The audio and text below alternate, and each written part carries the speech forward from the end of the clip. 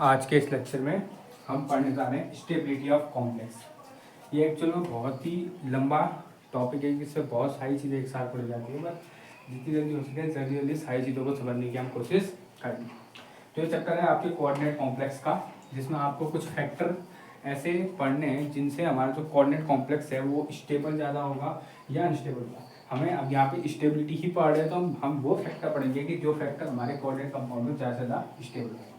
अगर हम बात करें हमारे कोऑर्डिनेट कंपाउंड की, हमारे कोऑर्डिनेट कंपाउंड में तीन ही चीज़ होती है। सबसे पहली चीज़ जो हमारे कोऑर्डिनेट कंपाउंड में आती है वो होता है मेटल, सेंट्रल मेटल एटम। तो सबसे पहले हमें सेंट्रल मेटल एटम के बारे में पढ़ना है कि सेंट्रल मेटल एटम की ऐसी कौन कौन सी चीज़ें हैं जो हमारे कॉम्प्लेक्स को ज़्यादा स्टेबल कर सकती है।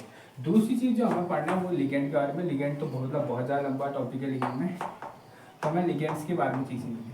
और तीसरी चीज़ जो सबसे मैटर किसी भी केमिस्ट्री में सबसे इम्पोर्टेंट जो चीज़ फैक्टर करती है वो होती है उसकी ज्योमेट्री, कि वो कंपाउंड 3D स्पेस में है कैसा, उसमें कहीं स्टेरिक हिंड्रेंस तो नहीं आ रहा है या कुछ तो नहीं आ रहा है। तो तीन चीज़ें तुम्हें पढ़नी है। सबसे पहले सेंट्रल मेटल एटम के बारे में, लिगेंड क्या किस तरीके से कॉम्प्लेक्स की स्टेबिलिटी को बढ़ा सकता है, और ज्योमेट्री किस तरीके से कॉम्प्लेक्स की स्टेबिलिटी को बढ़ा सकती है।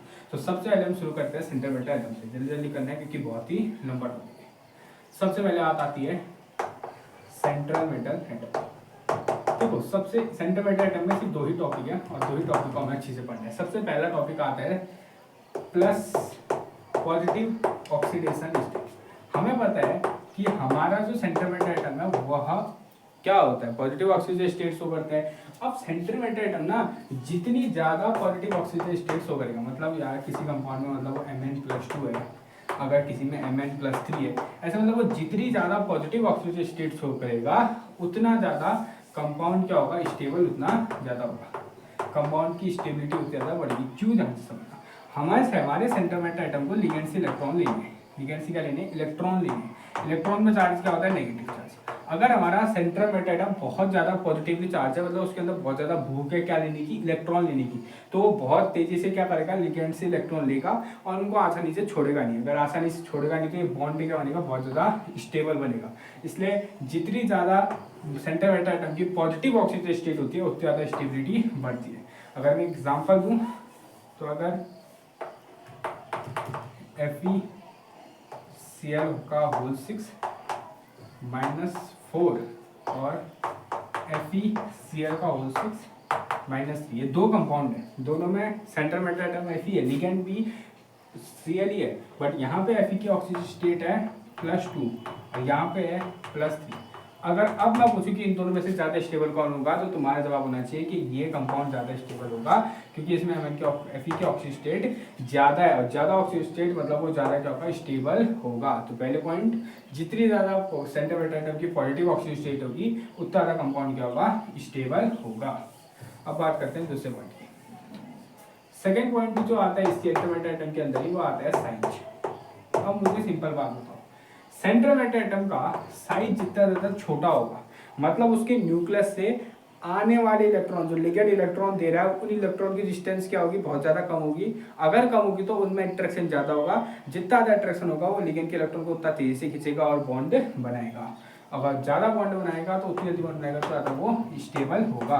तो इतना बात याद रखना, जितना छोटा सेंट्रल मेटल एटम का साइज होगा उतना ज़्यादा वो स्टेबल होगा। देखना जैसे ये मान लो हमारा कंपाउंड ए है और ये कंपाउंड बी है, इतना बड़ा। अब यहाँ पे आ रहा है लिगेंड अपनी इलेक्ट्रॉन को लेके यहाँ पे पहुँचा है और यहाँ पे पहुँचा है। अब खुद देखो इसमें डिस्टेंस कम है तो अट्रैक्शन ज़्यादा होगा, तो आसानी से इलेक्ट्रॉन जाए निकाल भी नहीं सकते क्योंकि फोर्स ऑफ अट्रैक्शन ज़्यादा है। इसमें डिस्टेंस बहुत ज़्यादा है तो अट्रैक्शन थोड़ा सा कम होगा। अगर कम होगा तो अगर थोड़ी सी एनर्जी है तो बॉन्ड टूट सकता है। तो जितना छोटा कैटायन होगा, मतलब सेंट्रल मेटल एटम, कैटायन तो ले सकते, बट जितना छोटा सेंट्रल मेटल एटम का साइज होगा उतना ज़्यादा स्टेबिलिटी बढ़ेगी। तो सिंपल बात, जितना छोटा साइज उतना ज़्यादा सेंट्रल मेटल एटम की स्टेबिलिटी। तो अगर हम ओवरऑल बात करें सेंट्रल मेटल एटम की तो ये आएगा कुछ रिलेशन कि स्टेबिलिटी सबसे पहले डायरेक्टली प्रोपोर्शनल होगी हमारे पॉजिटिव ऑक्सीडेशन स्टेट। और तुम्हें पता है जितना ज़्यादा ऑक्सीजन स्टेट जितना ज़्यादा बढ़ेगा उसका साइज उतना ज़्यादा छोटा होगा, क्योंकि इलेक्ट्रॉन निकलते जाएंगे तो साइज तो छोटा हो जाएगा। और जितना कम साइज उतनी ज़्यादा स्टेबिलिटी इनवर्सली प्रोपोर्शनल होगी size of cation, size of central metal atom में। तो टोटल सेंट्रल मेटल में ये रिलेशन आता है कि जो स्टेबिलिटी है वो डायरेक्टली प्रोपोर्शनल आती है पॉजिटिव ऑक्सीजन स्टेट के और इनवर्सली प्रोपोर्शनल आती है साइज ऑफ सेंटीमीटर एटम के। मतलब जितना ज़्यादा पॉजिटिव ऑक्सीजन स्टेट उतनी ज़्यादा स्टेबिलिटी, और जितना छोटा सेंटीमीटर एटम का साइज उतनी ज़्यादा स्टेबिलिटी। ठीक है, अब हम बात करते हैं लिगेंड की। तो सेंटीमीटर एटम में यही 2 पॉइंट है, बहुत लंबा लेक्चर ना हो इसे जल्दी जल्दी खत्म करना। नंबर 2 आता है लिगेंड्स। लिगेंड्स में बहुत सबसे पहली चीज number 1 high basic character. Simple बात, पहला टॉपिक ये आता है हाई बेसिक कैरेक्टर। अब मुझे बताओ सिंपल चीज, अगर तुम्हें लुईस एसिड बेस थ्योरी याद है, तुम्हें पता है, तो तुम्हें पता होना चाहिए कि लुईस एसिड वो होते हैं जो इलेक्ट्रॉन को एक्सेप्ट करते हैं और लुईस बेस वो होते हैं जो इलेक्ट्रॉन को डोनेट करते हैं। सिंपल बात, ये होती है तुम्हारी लुईस एसिड बेस थ्योरी। अब जो जितना पावरफुल बेस होगा उतनी तेजी से वो इलेक्ट्रॉन को डोनेट करेगा। हमारे लिगेंड को इलेक्ट्रॉन को डोनेट करना है और जितना जल्दी से वो डोनेट करेगा उतना ज़्यादा वो तगड़ा बेस होगा। तो अगर हम ऐसे बात करें, अगर हमारे लिगेंड का बेसिक कैरेक्टर बहुत ज़्यादा ही है, बहुत ज़्यादा ही, मतलब वो इतना बहुत, उसके अंदर इतनी ज़्यादा टेंडेंसी है कि वो आसानी से एक तो इलेक्ट्रॉन डोनेट कर देगा और एक बार डोनेट कर दिए आसानी से उनको वापस लेगा भी नहीं। तो सिंपल बात ये देखना, अगर हमारे लिगेंड का बेसिक कैरेक्टर बहुत ज़्यादा हाई है तो ऑब्वियसली उसकी स्टेबिलिटी भी बहुत ज़्यादा हाई होगी, उसकी स्टेबिलिटी भी बहुत ज़्यादा हाई होगी, क्योंकि जितना ज़्यादा बेसिक कैरेक्टर उतना ज़्यादा tendency to donate electron. Simple बात, ये होती है लुईस एसिड बेस। तो लिगेंड्स का पहला टॉपिक हाई बेसिक कैरेक्टर, जितना ज़्यादा बेसिक कैरेक्टर उतना ज़्यादा स्टेबिलिटी। ठीक, अब आते हैं दूसरे टॉपिक नंबर। अब ध्यान सुनना, ये टॉपिक थोड़ा सा लिगेंड से डिपेंड करता है। देखो नंबर 2 है, अब ये थोड़ा सा समझने की कोशिश करें, इसमें ये थोड़ा लंबा समझता है। इसको कहते हैं पाई बॉन्डिंग एबिलिटी। अभी थोड़ा सा समझना, पाई बॉन्डिंग एबिलिटी से क्या हो सकता है, चलो एबिलिटी मान। अब थोड़ा सा मेरे बात ध्यान से सुनना, इसको थोड़ा समझना पड़ेगा ध्यान से। अगर मैं तुमसे एक बात पूछता हूँ, सिंपल चीज़ से बोलते हैं, अगर मैं तुमसे बात करूँ कि किसी 2 एटम के ए और ए के बीच में सिंगल बॉन्ड है और उन्हीं ए और ए के बीच में डबल बॉन्ड है, कौन सा बॉन्ड तोड़ने में ज़्यादा ताकत लेगी? ऑब्वियसली डबल बॉन्ड, क्योंकि इसमें ज़्यादा पावरफुल होता है। क्यों? क्योंकि इसमें पाई बॉन्ड होता है और पाई बॉन्ड वैसे तो सिग्मा की कंपेरिजन में स्टेबल कम रहते हैं, बट सिंगल बॉन्ड में और डबल बॉन्ड में डबल बॉन्ड को तोड़ना मुश्किल होगा। ठीक है, अगर मैं बात करूँ, अगर ऐसा हो जाए कि मेटल और लिगेंड के बीच में भी डबल बॉन्ड बन जाए तो और ज़्यादा स्टेबल हो जाएगा बॉन्ड, क्योंकि अब डबल बॉन्ड तोड़ना तो आसान नहीं है। सर सिंगल बॉन्ड तो जैसे कैसे करके तोड़ दोगे, बट डबल बॉन्ड तोड़ना थोड़ा मुश्किल हो जाएगा। क्यों ना ऐसा हो जाए कि मेटल और लिगेंड के बीच में डबल बॉन्ड बन जाए? अब ये बनेगा कैसे? अब ध्यान से थोड़ी सी हम बात करते हैं। देखो अब देखो, ये एक कोऑर्डिनेट बॉन्ड है, मतलब ये मेटल तो साइड में कुछ नहीं काम किया है, इसके बस हाई इलेक्ट्रॉन को दिया है, यहाँ पे लिगेंड ही इलेक्ट्रॉन देगा, क्योंकि जो एक बॉन्ड बना है ना, इसमें जो 2 इलेक्ट्रॉन है ये लिगेंड के ही है, मेटल का एक भी इलेक्ट्रॉन नहीं है। ठीक है, तब जाके कोऑर्डिनेट बॉन्ड है। अब लिगेंड इतना ज़्यादा, देखो 2 इलेक्ट्रॉन देना तो आसान है, पर 4 इलेक्ट्रॉन देना बहुत मुश्किल है। ऐसा तो नहीं सकता कि लिगेंड 2 इलेक्ट्रॉन और दे दे, फालतू तो इतना 2 इलेक्ट्रॉन लिगेंड इतना दानवीर भी कोई नहीं होता है जो भर भर के दे दे। तो 4 इलेक्ट्रॉन लिगेंड तो अपने दूसरा इलेक्ट्रॉन 2 इलेक्ट्रॉन नहीं दे सकते, लिगेंड नहीं दे सकता डबल बॉन्ड। अब आते हैं सवाल, डबल बॉन्ड बनेगा कैसे? अगर तुम्हें याद है, ये है मेटल, मेटल का एक कैरेक्टर होता है, इसको कहते हैं इलेक्ट्रोपॉजिटिविटी। हमने जब मेटल पढ़ा होगा, हमने जब एस ब्लॉक पढ़ा, पी ब्लॉक पढ़ा, डी ब्लॉक पढ़ा, जब भी हमने मेटल की बात की हमने इलेक्ट्रोपॉजिटिविटी की बात करी है, हमेशा बात करी कि इलेक्ट्रॉन होते हैं, सॉरी मेटल्स होते हैं वो इलेक्ट्रोपॉजिटिव होते हैं, मतलब उनके पास टेंडेंसी होती है वो इलेक्ट्रॉन दे सकते हैं, वो इलेक्ट्रॉन दे सकते हैं। तो मेटल जहाँ इलेक्ट्रॉन देने के लिए तैयार है, पूरा तैयार है। मेटल के पास इलेक्ट्रोपॉजिटिव है क्योंकि वो इलेक्ट्रॉन होते हैं तो ये दे देंगे। सवाल आता है कि भाई ये लिगेंड देगा नहीं देगा, क्योंकि पहली बात तो ये बेसिक है, लुईस बेसिक है, और लुईस बेस इलेक्ट्रॉन लेते नहीं है, बट टेंडेंसी अगर देखो, अब आता है चांस, अगर बाई चांस लिगेंड भी ऐसा मिल गया जो इलेक्ट्रॉन एक्सेप्ट कर दे, ये अगर ऐसा मिलेगी तो इलेक्ट्रॉन एक्सेप्ट कर दे, तो क्या होगा? मेटल अपने 2 इलेक्ट्रॉन यहाँ डोनेट करेगा और एक और बॉन्ड ऐसे बन जाएगा, और 2 बॉन्ड बन जाएंगे तो एक डबल बॉन्ड बन जाएगा जो स्टेबिलिटी को बस बढ़ाएगा। तो पॉइंट सिंपल क्या है, ध्यान से सुनना। जनरली मेटल और लिगेंड के इसमें होता है सिंगल बॉन्ड, सिंगल बॉन्ड होता है। अगर अब देखो मेटल के पास इलेक्ट्रॉन डोनेटिंग एबिलिटी होती है, पॉइंट आता है कि अब ये देखो डोनेट तो मेटल कर रहा है, अब सवाल आता है कि सर आपने ये मेटल में क्यों नहीं पढ़ा, लिगेंड में क्यों पढ़ा? क्योंकि मेटल तो डोनेट कर सकते हैं ना, बात है लिगेंड के कि लिगेंड एक्सेप्ट करेगा या नहीं करेगा। अगर मान लो लिगेंड ने एक्सेप्ट कर दिया तो मेटल लिगेंड को इलेक्ट्रॉन देगा और एक और डबल बॉन्ड बना देगा, जिससे स्टेबिलिटी बढ़ जाएगी। तो अगर तो सिंपल, अगर मैं इस कहानी अगर तुम्हें ये बात समझ आई है तो क्या है simple, if ligand have ability to accept electron pair, अगर लिगेंड के पास एबिलिटी है इलेक्ट्रॉन पेयर को एक्सेप्ट करने की, then there was a formation of pi bond between metal and ligand. अगर लिगेंड के पास एबिलिटी है इलेक्ट्रॉन पेयर एक्सेप्ट करने की, क्योंकि मेटल के पास तो डोनेट करने की एबिलिटी है ही, अगर लिगेंड के पास एबिलिटी है कि वो मेटल इलेक्ट्रॉन पेयर को एक्सेप्ट कर दे तो वहाँ पे पाई बॉन्ड बन जाएगा, और पाई बॉन्ड क्या होता है, स्टेबल होता है। तो लिगेंड में दूसरा एबिलिटी आती है पाई बॉन्ड एबिलिटी। अगर उस पर इलेक्ट्रॉन पेयर एक्सेप्ट करने की एबिलिटी है तो आराम से इजीली क्या हो जाएगा, हमारा पाई बॉन्ड बन जाएगा। सिंपल बात।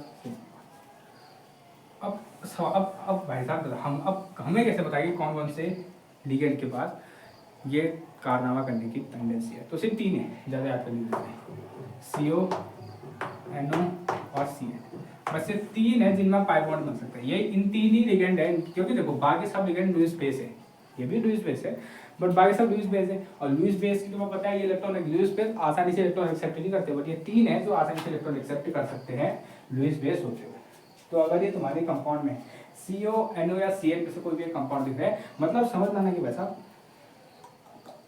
क्या है, ज्यादा क्या है, ये पाई बॉन्ड कैरेक्टर को शो कर सकता है। अगर मैं तुमसे बहुत सवाल पूछूं, MnCl का होल 6 चार्ज बन जाए और चलो -4, और MnCl का होल 6 -4, अगर मैं पूछूं कौन सा ज्यादा स्टेबल है, तो तुम्हारा जवाब सीधा आना चाहिए। देखो यार दोस्त, बात ऐसी है कि Cl के पास तो पाई बॉन्ड बनाने की एबिलिटी है, बट CN के पास पाई बॉन्ड बनाने की एबिलिटी, अगर ये पाई बॉन्ड बनाएगा तो इनका बॉन्ड ज्यादा क्या होगा, स्टेबल होगा। तो MnCn का होल 6 ज्यादा स्टेबल होगा। जब भी तुम मर्जी तो ऐसे एग्जांपल दे सकते हो, ठीक है, ये हो गया एग्जांपल ऐसे, ठीक है। अब आते हैं तीसरी बात, और ये तीसरी जो बात है ये मेरे को बिल्कुल समझ नहीं आती, क्योंकि जो मैं अभी बोलने वाला हूँ, जो तीसरा स्टेप मैं बताने वाला हूँ, इसको मैं अभी कुछ देर बाद खंडन करूँगा। तीसरा टॉपिक है C लिगेंड का, चिलेटिंग लिगेंड। अब ध्यान देना चिलेटिंग लिगेंड से क्या मतलब है। अब चिलेटिंग लिगेंड से मेरा मतलब ये है कि देखो ध्यान से सुनना, थर्मोडायनेमिक हमने पढ़ी है लास्ट सेमेस्टर में, और इस सेमेस्टर में भी हम पढ़ी, बात इसी सेमेस्टर की। थर्मोडायनेमिक है ना, मैं बोल रहा हूँ सभी केमिस्ट्री में जितनी टाइप की केमिस्ट्री होती है, तो अगर तुम देख लो, काइनेटिक्स देख लो, तुम ऑर्गेनिक देख लो, तुम इनऑर्गेनिक देख लो, तुम अगर किसी चीज़ का बहुत ज़्यादा उपयोग किया जाता है, तो सबका किया जाता है, बट अगर किसी का स्पेसिफिक ज़्यादा उपयोग किया जाता है वो थर्मोडायनेमिक है, क्योंकि वो बहुत ज़्यादा हमारे उसकी बहुत ज़्यादा रियल लाइफ एप्लीकेशन, थर्मो के रियल लाइफ एप्लीकेशन बहुत ज़्यादा है। अब थर्मोडायनेमिक में एक चीज़ आती है जिसे कहते हैं गिब्स फ्री एनर्जी, क्या कहते हैं, गिब्स फ्री एनर्जी, जिसका फॉर्मूला होता है delta G equal to delta H minus T delta S। ये फॉर्मूला आता है, इसके बारे में मैं इसी सेमेस्टर में बात करेंगे। डेल्टा G है Gibbs free energy, delta H है enthalpy, temperature, change in entropy. तो ये सारी इसको कहते हैं गिब्स फ्री एनर्जी, ध्यान रखना। इसका एप्लीकेशन क्या है, हम गिब्स फ्री एनर्जी को किसी भी कंपाउंड के लिए निकाल सकते हैं कि गिब्स फ्री एनर्जी कितनी आती है। एक चीज़ याद रखना, अगर गिब्स फ्री एनर्जी की वैल्यू बहुत ज़्यादा नेगेटिव होती है, बहुत ही ज़्यादा नेगेटिव आ जाती है, तो वो कंपाउंड बहुत ज़्यादा क्या होता है, स्टेबल होता है, बहुत ज़्यादा क्या होता है, स्टेबल होता है। लेकिन अगर गिब्स फ्री एनर्जी की वैल्यू उतनी ज़्यादा नेगेटिव नहीं आई है, 10 नेगेटिव है, एग्जाम्पल इसका है -0.1, एक है -0.001, तो अब ये ज़्यादा नेगेटिव है, तो आपको बहुत ज़्यादा नेगेटिव आई है, बहुत कम नेगेटिव आई है, तो कंपाउंड उतना ज़्यादा स्टेबल नहीं होता है। अब हमारे साइंटिस्ट लोगों ने सोचा कि यार एक काम करते हैं कि हम गिब्स फ्री एनर्जी को लिगेंड्स पे अप्लाई करते हैं, कोऑर्डिनेट केमिस्ट्री में कोऑर्डिनेट कंपाउंड में अप्लाई करते हैं। तो उन्होंने देखा, उन्होंने क्या देखा, ध्यान से, उन्होंने ये देखा, उन्होंने ये चीज़ देखी, क्या चीज़ देखी, उन्होंने कहा कंपाउंड जिनमें नॉन चिलेटिंग लिगेंड है, कैसी लिगेंड है, नॉन चिलेटिंग लिगेंड है, उनकी नेगेटिव वैल्यू, उनकी डेल्टा जी की वैल्यू बहुत कम नेगेटिव आती है। जबकि ऐसे कंपाउंड जो कि जिनमें चिलेटिंग लिगेंड भी जुड़े हुए हैं, जैसे ईएन का होता है, ईडीटी है, ऐसे लिगेंड अगर जुड़े हुए हैं, उनके लिए डेल्टा जी वैल्यू बहुत ज़्यादा क्या आ रही है, नेगेटिव आ रही है। तो ये चीज़ समझ के उन्होंने कहा कि चिलेटिंग लिगेंड वाले ग्रुप जो होते हैं, कंपाउंड जो होते हैं, वो ज़्यादा स्टेबल होते हैं in comparison to non chelating ligand वाले कंपाउंड से। चिलेटिंग लिगेंड वाले कंपाउंड की स्टेबिलिटी ज़्यादा होती है नॉन चिलेटिंग वाले कंपाउंड की। अगर अब इसकी एप्लीकेशन की अगर मैं बात करूँ, अगर तुझसे पूछा जाए कि MnCl का होल 6 और MnPn का होल 3 कौन ज़्यादा स्टेबल है, तो तुम्हारा जवाब आना चाहिए भाई ये चिलेटिंग है, नहीं ये चिलेटिंग है, ये ज़्यादा स्टेबल होना चाहिए, जो कि इस बात में ठीक है। ठीक है, तो तीसरा टॉपिक लिगेंड में था चिलेटिंग लिगेंड वाला, सब जिसमें कंपाउंड थर्मोडायनेमिक के इस फॉर्मूले से कि delta G equal to delta H minus 3 delta S फॉर्मूले की हेल्प से हमने ये पता किया कि नॉन चिलेटिंग कंपाउंड ना कि कम स्टेबल होता है क्योंकि उनके लिए डेल्टा जी की वैल्यू कम नेगेटिव आती है, जबकि चिलेटिंग कंपाउंड जो होता है वो ज़्यादा स्टेबल होते हैं क्योंकि उनके लिए डेल्टा जी की वैल्यू बहुत ज़्यादा नेगेटिव आ जाती है। सिंपल बात। तो ये तो बात थी लिगेंड की। तीसरा आता है ज्योमेट्री, और अभी मैं इसी डायलॉग को खंडन करने वाला हूँ।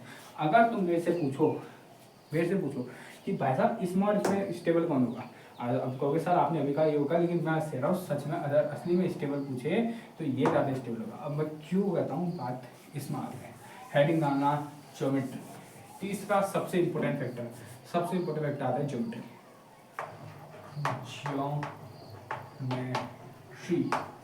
जिसमें ब्रैकेट में लिखना स्टेरिक हिंड्रेंस या रिपल्शन। हिंड्रेंस तो नहीं आता, रिपल्शन। हिंड्रेंस तब आता है जब कोई चीज़ अटैक करती है। कंफ्यूज बात होते हैं सर स्टेरिक हिंड्रेंस लिखे या स्टेरिक रिपल्शन लिखे। देखो स्टेरिक हिंड्रेंस तब आता है जब कोई कंपाउंड होता है और कुछ जो अटैक करने के लिए आ रहा होता है, और यहाँ पे रिपल्शन है तब स्टेरिक हिंड्रेंस आता है। जब कहाँ बात की थी हमने, SN2 में ये बात की थी। स्टेरिक रिपल्शन तब होता है जब कंपाउंड के अंदर ही अंदर रिपल्शन होना चाहता है, उसको कहते हैं स्टेरिक रिपल्शन। तो ज्योमेट्री में भी स्टेरिक रिपल्शन। अब मुझे चलो एक बात बताओ, अभी हमने बात करी कि MnCl का होल 6 और MnPn का होल 3 ऐसे स्टेबल कौन है, तो थर्मोडायनेमिक के हिसाब से तो ये स्टेबल है। लेकिन अब मैं बताता हूँ बढ़िया चीज़, अब मैं तुम्हें स्टाइल बताता हूँ। ये है Mn, ठीक है, Cl का होल 6, उनका कोऑर्डिनेशन नंबर 6 है, तो क्या बनेगी ज्योमेट्री ऑक्टाहेड्रल या स्क्वायर बाय पिरामिडल जो है तो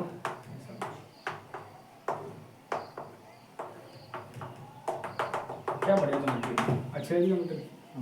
अब मैं इसकी ज्योमेट्री बताता हूँ, ऐसा कुछ है।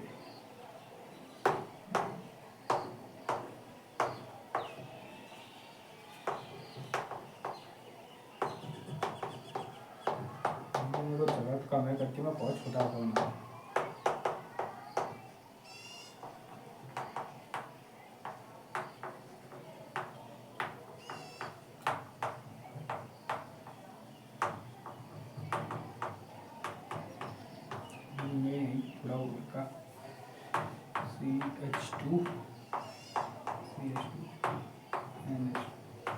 ये है तुम्हारा ये चीज, ठीक है। अब मुझे बताओ कौन से कंपाउंड में रिपल्शन कम होगा। ऑब्वियसली इसमें होगा क्योंकि इसमें 4 बढ़िया करके प्लेन में है, एक ऊपर एक नीचे, कोई रिपल्शन वैसे पर थोड़ी बनाई इसके लिए। इसमें देखो बॉन्ड पे रिपल्शन, ये इसमें लोन पे रिपल्शन। इनमें मिथाइल ग्रुप का मिलाएंगे नहीं, मिथाइल ग्रुप भी कितना बड़ा ग्रुप होगा, और बल्कि ग्रुप पे क्या होता है स्टेरिक रिपल्शन, कितना ज़्यादा रिपल्शन होगा। तो फायदा क्या है तुम्हारे थर्मोडायनेमिक में अगर ये स्टेबल आ रहा है, जबकि तुम अगर स्पेस में ये स्टेबल नहीं हो रहा है, इसकी बॉन्ड ही उतना स्टेबल नहीं है। तुम्हें सिंपल बात बताओ, तुम्हें एक नॉर्मल पुरानी सी ऑल्टो में दे दी जाए और एक बड़ी वाली बुगाटी दी जाए, एक ऑल्टो और एक 2 सीटर बुगाटी, तुम कौन सी प्रेफर करोगे? बाहर से निकलोगे यार बुगाटी में, अब तुम्हारे साथ 4-5 आदमी आने वाले, तुम कहाँ जाना पसंद करोगे? कारण ऑब्वियसली ऑल्टो में ना, क्यों? क्योंकि भाई उसमें फिट तो हो जाओगे। बुगाटी दूसरी तो बुगाटी पर कहाँ से फिट हो गया यार 5 आदमी, चाहे वो बाहर से अच्छी दिख रही है। वही बात इधर है, तुम्हें MnCl का होता है साइज तुम्हें चिलेटिंग लिगेंड और थर्मोडायनेमिक वैसे स्टेबल दिख रहा है, MnCl के हो सकते हैं, बट एक्चुअल में तुम स्पेस पे देखोगे तो इस पर बहुत ज़्यादा रिपल्शन आता है जो कि इसको वापस से अनस्टेबल कर देता है। तो एक बात याद ना, ज्योमेट्री का सबसे बड़ा फैक्टर आता है स्टेरिक रिपल्शन, जो कि ये चिलेटिक लिगेंड वालों को अनस्टेबल बनाते हैं और नॉर्मल वालों को ही स्टेबल बनाते हैं। तो अगर कोई पूछे कि भाई चिलेटिक वाले स्टेबल होते हैं या नॉन चिलेटिक वाले स्टेबल होते हैं, तो उसका सिंपल जवाब होना कि तुम कौन से फैक्टर को मद्देनजर रखते हुए बात कर रहे हो। अगर तुम बात कर रहे हो सिर्फ थर्मोडायनेमिकली तो तुम कहोगे चिलेटिंग ज़्यादा स्टेबल होते हैं, लेकिन तुम ओवरऑल की अगर बात करो तो तुम कहोगे नॉर्मल वाले ज़्यादा स्टेबल होते हैं। खुद देखो ना इतना बल्की ग्रुप है यार, ये कितना रिपल्शन रहा होगा इसमें, तो सिंपल बात। तो एक बार जानना, तीसरा फैक्टर आता है ज्योमेट्री का, जिसमें आता है स्टेरिक रिपल्शन, जो कि कहता है कि more the bulky group in the compound make unstable the coordinate compound due to steric repulsion. Steric repulsion की वजह से बहुत ज़्यादा क्या कर देता है, तुम्हारा अनस्टेबल कर देता है। तो सिंपल बात इतना याद रखना, जितने भी रिंग कंपाउंड है या चिलेटिंग कंपाउंड है वो नॉर्मल कंपाउंड से क्या होता है, कम स्टेबल होता है due to steric repulsion. Thermodynamic चाहे जो भी कहे, ओवरऑल बात में ये सिंपल बात आती है कि ये कम स्टेबल है नॉर्मल वालों से, सिंपल बात। तो ये था बड़ा इंपॉर्टेंट टॉपिक, 15 मार्क्स में आ सकता है। नोट्स डिस्क्रिप्शन में मिल जाएगी, गूगल की PDF आ जाएगी। ओके, तो ये 15 मार्क्स का आता है स्टेबिलिटी ऑफ द, लोगों लग रहा है कि इस बार आने वाला है स्टेबिलिटी ऑफ कॉम्प्लेक्स में सब लिखना पड़ेगा। कौन से सेंटीमीटर टर्म, उसमें 2 पॉजिटिव ऑक्सीजन स्टेट और साइज, फिर लेकर में 3 बेसिक कैरेक्टर तुम्हारा पाई बॉन्डिंग नेचर और चिलेटिंग से थर्मोडायनेमिक के लिए। अगर ओवरऑल में बात करें तो नहीं, फिर आगे जो सच्चाई बताती है थर्मोडायनेमिक की कि भाई ओवरऑल में ये गलत है, ओवरऑल में भाई बहुत ज़्यादा क्या होता है, स्टेरिक रिपल्शन होता है। ठीक है, तो आज के लेक्चर में इतना ही, मिलते हैं अगले लेक्चर में। जय हिंद, जय भारत।